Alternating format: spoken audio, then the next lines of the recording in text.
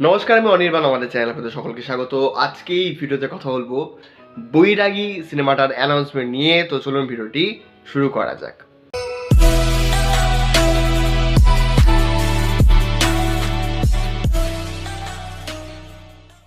তো জিতের আপকামিং ছবি বৈরাগী, এই সিনেমাটার অ্যানাউন্সমেন্ট আজকে এসছে এবং খুব সারপ্রাইজিংলি অ্যানাউন্সমেন্টটা হয়েছে। মানে দেখুন, জিৎ এই মুহূর্তে কেউ বলে বিপ্লবী, কেউ বলে ডাকাত, এই সিনেমাটার শুটিংয়ে ব্যস্ত, আমরা জানি প্রত্যেকেই। এবং সেটাও আর কি ওই সম্ভবত নন্দী মুভিজের আন্ডারেই। কিন্তু আর একটা সিনেমা তিনি যে করছেন নন্দী মুভিজের সাথে, সেটা কিন্তু বেশ মানে সারপ্রাইজটা আর কি বলা যায় বছরের শুরুতে। এবং আরও যেটা ইন্টারেস্টিং বিষয়, যে এই ছবির ডিরেক্টর হবেন প্রতিম ডি গুপ্তা। হ্যাঁ, প্রতিম ডি গুপ্তা আপনারা জানেন যে তিনি কত একজন ভালো পরিচালক, এবং তার শেষ যে কাজটা, যেটা আর কি একটা সিনেমা ছিল রান্নাবাটি, সেটা কিন্তু নন্দী মুভিসের সাথে হয়েছিল।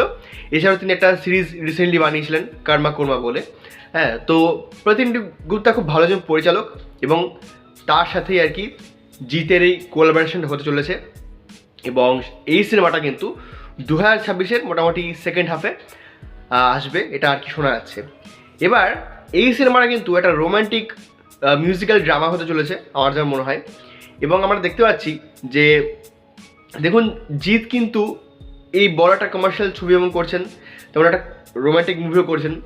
এবং এই রোমান্টিক ফর্মুলাটা কী জন্য ইউজ করা হয়েছে বলছি, জিতে যে লেজেসি রয়েছে সাথী দিয়ে, হ্যাঁ, এবং 2025-এ আমরা যেরকম দেখলাম যে সাইয়ারা ব্যাপক চলেছে, এছাড়াও 23 মে সেটা একটা মানে রোমান্টিক ছবি হয়েছিল ঠিকই, কিন্তু সেটা একটা মিক্সড রেসপন্স পেয়েছিল। অনেকের ভালো লেগেছিলো, অনেকের এন্ডিংটার জন্য ভালো লাগেনি।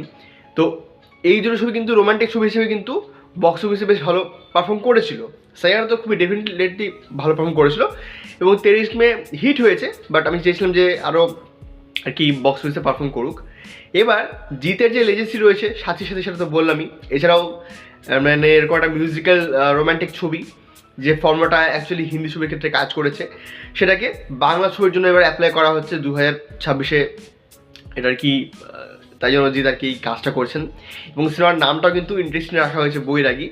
আর শুরুতে মানে বলতে এই যে অ্যানাউন্সমেন্ট, এটা ভিডিও, একটা শর্ট রিলিজ করা হয়েছে, আপনারা দেখবেন।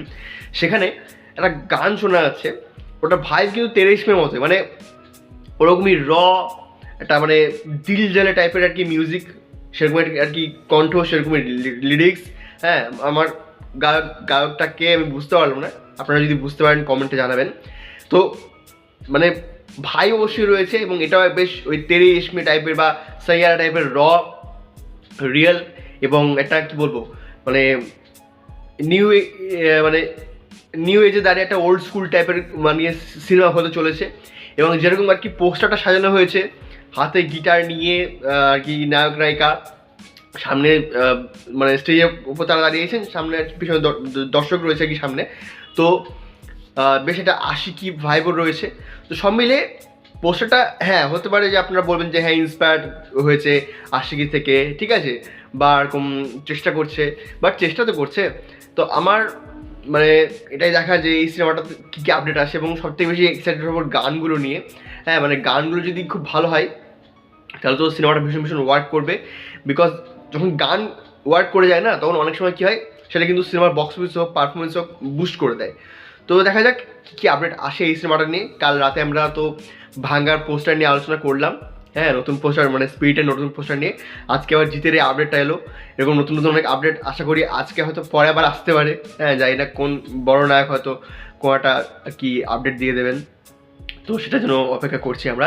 তো এই ছিল জিতের পরবর্তী ছবি বৈরাগী সিনেমার অ্যানাউন্সমেন্ট রিভিউ।